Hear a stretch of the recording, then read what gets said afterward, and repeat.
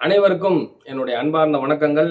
நான் தனசேகரன், ஆடிட்டர் ரமேஷ், மக்கள் இயக்கம், பாரதிய ஜனதா கட்சி. 2026க்கான சட்டமன்ற தேர்தல் சென்ற மாதம் 23ஆம் தேதி வெற்றிகரமாக நடைபெற்று முடிந்தது. அதிக அளவிலான சதவீதங்கள் வாக்கு பதிவாகி இருந்தது. அந்த பதிவான வாக்குகள் எல்லாம் இப்போ 2-3 நாளைக்கு முன்னால, அதாவது மே மாதம் 4ஆம் தேதி எண்ணப்பட்டு அறிவிப்புகள் வெளியானது.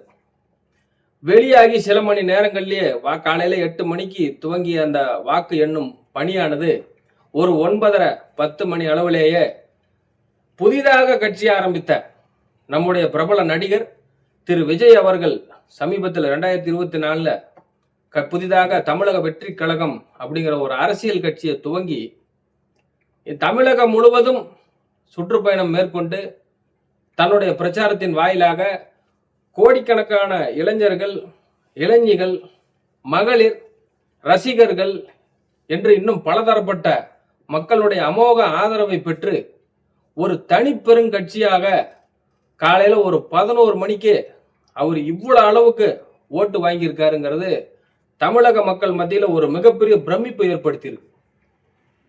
அரசியல் வட்டாரங்களையே ஒரு உலுக்கி இருக்கு. வாக்களித்த அனைத்து வாக்காளர்கள் மத்தியில் ஒரு பெரிய ஆச்சரியத்தை ஏற்படுத்தி இருக்கின்றது. ஒரு குறுகிய காலத்தில் ஒரு 2 ஆண்டுகளுக்கு முன்பாக ஆரம்பித்த ஒரு கட்சி, ஒரு சினிமா பிரபலத்தின் மூலம் ஆரம்பிக்கப்பட்ட ஒரு கட்சி, ரசிகர் மன்றங்கள் எல்லாம் அரசியல்வாதிகளாக உருவெடுத்து இவ்வளவு சீக்கிரமாக ஒரு 2-3 ஆண்டு காலங்களிலேயே ஒரு முதலமைச்சர் என்கின்ற அந்தஸ்தை பெற்றிருக்கக்கூடிய ஒரு நடிகராக திரு விஜய் அவர்கள் உருவெடுத்திருக்கின்றார் என்பது அனைவரையும் ஆச்சரியத்தில் அதிர்ச்சியையும் உள்ளாக்கி இருக்கின்றது. இவ்வளவு பெரிய அளவுல மக்கள் அமோக ஆதரவையும் பெற்று ஒரு 108 சீட்டு அவர் பெற்றிருக்கிறாரு. ஆண்டு கொண்டிருந்த திராவிட முன்னேற்ற கழகம் கிட்டத்தட்ட ஒரு 69-75 இந்த ரேஞ்சில் வந்துகிட்டு இருந்தது. அதே மாதிரி அனைத்து இந்திய அண்ணா திராவிட முன்னேற்ற கழகம் 85-90 வரைக்கும் தொட்டுட்டு அப்படியே கொஞ்சம் கொஞ்சமா குறைஞ்சிட்டு வந்துருச்சு. அப்புறமேட்டு இவருடைய லீடிங் ஸ்டேட்டஸ் பாத்தீங்க அப்படின்னா அப்படி எகிரிக்கிட்டே போகுது. கிட்டத்தட்ட 108-112 வரைக்கும் மறுபடியும் பின்னால வந்துட்டாரு. கடைசியா ஒரு சாயந்தரம் ஒரு 5:30-6 மணிக்கு மேல அப்படியே 108லயே நிக்குது. எல்லார் மத்தியிலையும் ஒரு பெரிய அதிர்ச்சி. தமிழக வெற்றி கழகத்தினுடைய நிர்வாகிகள், தமிழக வெற்றி கழகத்தை சேர்ந்த ஆதரவாளர்கள், விஜய் ரசிகர்களுக்கெல்லாம் அப்படியே மகிழ்ச்சி வெள்ளத்துல அப்படி இன்னைக்கு வரைக்கும் மிதந்துட்டு இருக்காங்க. அதனால தமிழக வெற்றி கழகத்தினுடைய தலைவர் நடிகர் விஜய் அவர்களுக்கு இப்போ முதலமைச்சராக பதவியேற்க இருக்கக்கூடிய விஜய் அவர்களுக்கு எங்களுடைய மனமார்ந்த வாழ்த்துக்களை தெரிவித்துக் கொள்கிறேன். ஆனாலும் இவ்வளவு அறுதி பெரும்பான்மை கிடைக்காம 108 சீட்டு ஜெயிச்சும் கூட காங்கிரஸ் ஆதரவு கொடுக்கறேன்னு சொல்லி வந்திருக்காங்க. அது எவ்வளவு பெரிய துரோகம்.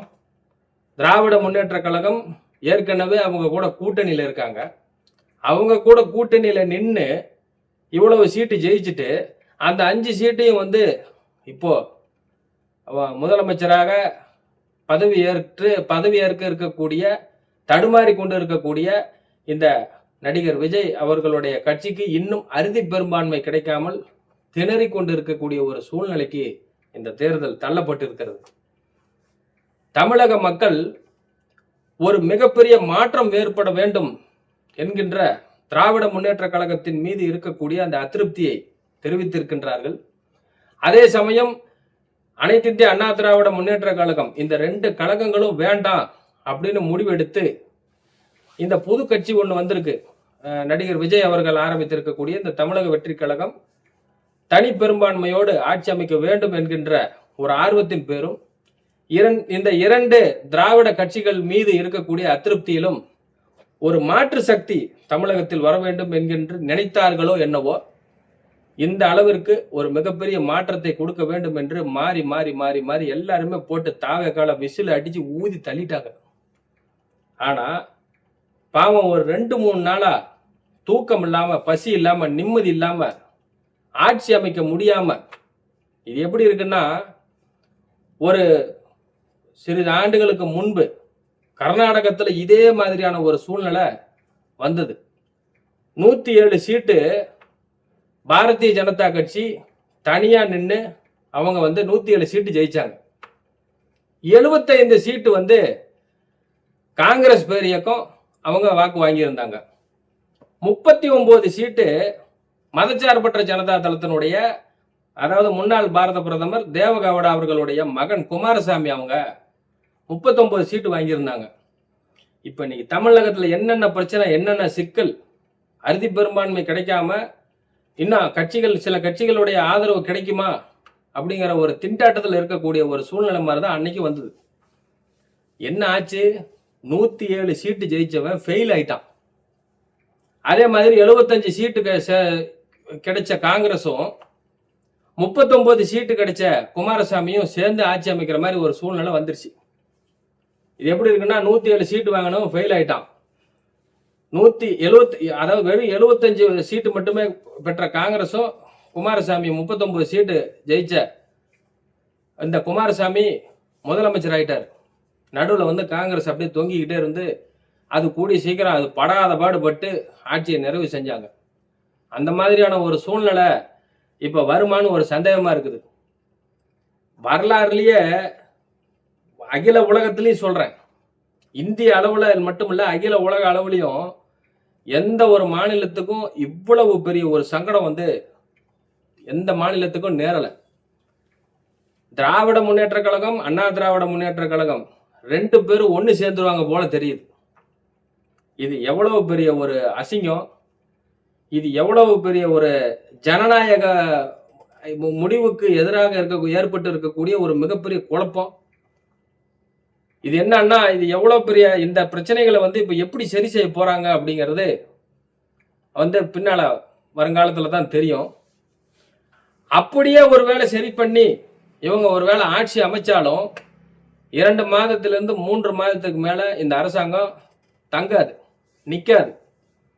இப்ப காலையில இருந்து என்ன நடந்துகிட்டு இருக்குது அப்படின்னா, திராவிட முன்னேற்ற கழகமும் அண்ணா திராவிட முன்னேற்ற கழகமும் சேர்ந்து, அதாவது அனைத்து இந்திய அண்ணா திராவிட முன்னேற்ற கழகத்தினுடைய பொதுச் செயலாளர் திரு எடப்பாடி பழனிசாமி அவர்களுடைய தலைமையில ஆட்சி அமையணும், உதயநிதி ஸ்டாலின் துணை முதலமைச்சராகவும் எதிர்கட்சி தலைவராக முதலமைச்சராக போறோம், முதலமைச்சராக பதவி ஏற்கிறதுக்கு ஆளுநர்கிட்ட போய் நடந்து நடந்து நடந்து நடந்து கை காலெல்லாம் ஓஞ்சி போய் தேஞ்சு போய் இருக்கிறவரு இப்ப எதிர்கட்சி தலைவரா உட்கார்ற மாதிரியான ஒரு சூழ்நிலை ஏற்பட்டிருக்குது. மக்கள் முடிவெடுக்கக்கூடிய அந்த சதவீதம் கொஞ்சம் குறைஞ்சு போச்சுங்கிறது தான் நம்மளுடைய ஒரே ஒரு வேதனை.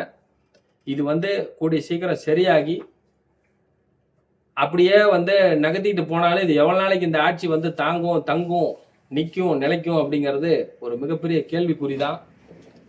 மக்களுக்கு நாம என்ன சொல்றோம் அப்படின்னா, ஒருத்தர் ஜெயிச்சு ஆட்சி அமைப்பாங்களா அப்படிங்கிற ஒரு சந்தேகம், இவரை நம்பி ஓட்டு போடலாமா அப்படிங்கிற ஒரு யோசனை, இவங்க ஜெயிப்பாங்களா அப்படிங்கிறது எந்த ஒரு சிந்தனை இல்லாம கசா முசான்னு கண்ணா பின்னான்னு கொண்டு போய் அடிச்சு விசில ஊதி தள்ளிட்டீங்க.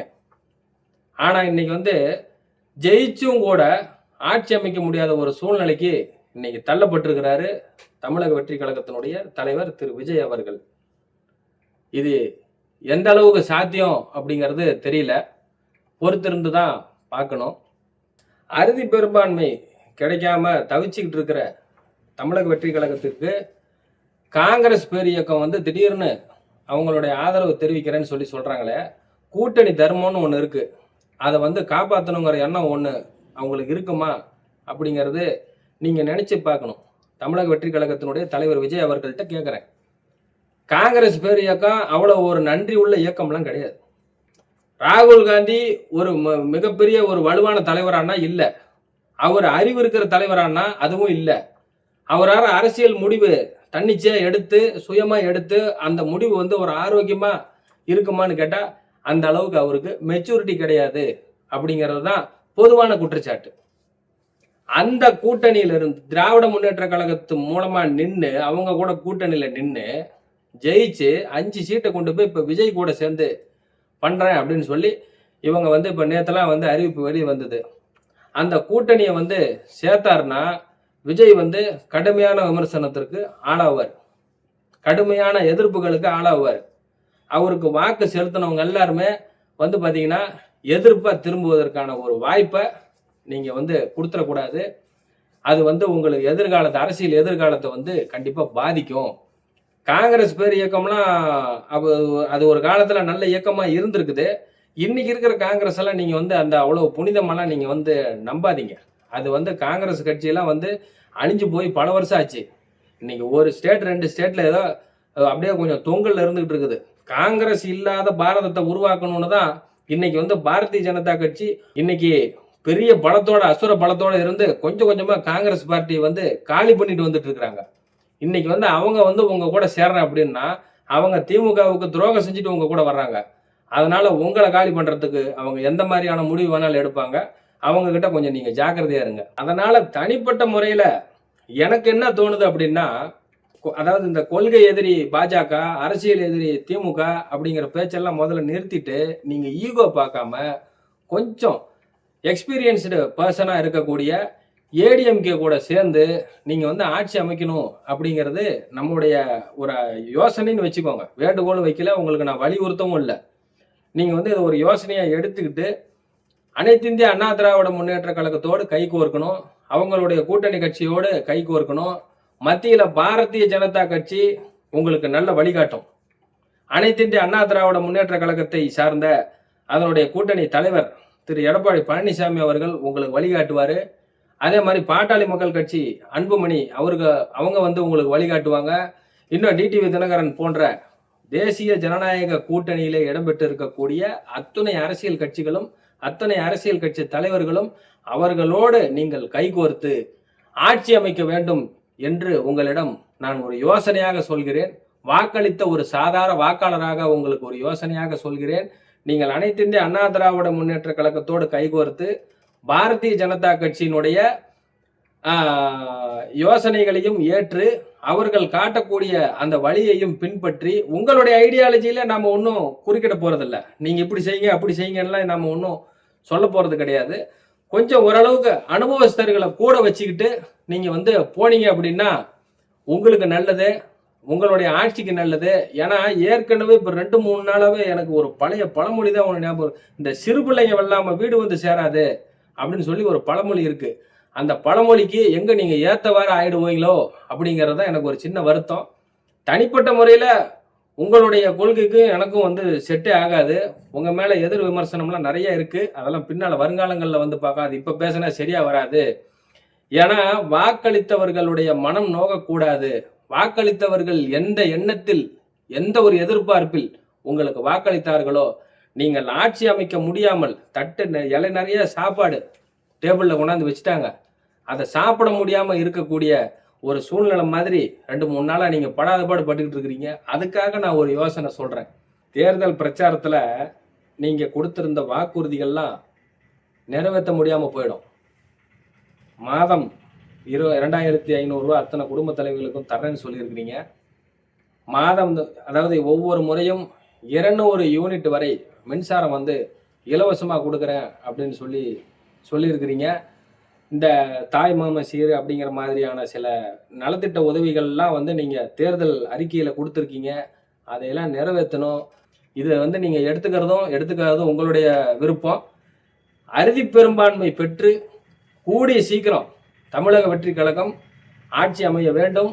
அதே மாதிரி எடப்பாடி பழனிசாமி அவர்களுடைய ஆலோசனையும் திரு நரேந்திர மோடி அவர்களுடைய ஆலோசனையும் தேசிய ஜனநாயக கூட்டணியிலே இடம்பெற்று இருக்கக்கூடிய தலைவர்களோடு நீங்கள் கைகோர்த்து வெற்றிகரமாக நீங்கள் ஆட்சி அமைய வேண்டும் என்று உங்களிடம் வேண்டுகோள் வைக்கின்றேன். நீங்கள் ஈகோ பார்க்காம எடப்பாடி பழனிசாமி அவங்கள போய் பாருங்க, நரேந்திர மோடி அவர்களை போய் பாருங்க. தேசிய ஜனநாயக கூட்டணியிலே இடம்பெற்று இருக்கக்கூடிய அத்தனை தலைவர்களையும் அத்தனை அரசியல் கட்சிகளையும் போய் பாருங்க. உங்களுடைய கொள்கைகளில் நம்ம ஒன்றும் தலையிட போகிறதில்ல. நீங்கள் சீக்கிரமாக ஆட்சி அமைக்கணும் அப்படின்னு என் மனசில் தோணுனதை நான் உங்களுக்கு சொல்லியிருக்கேன். நன்றி, வணக்கம்.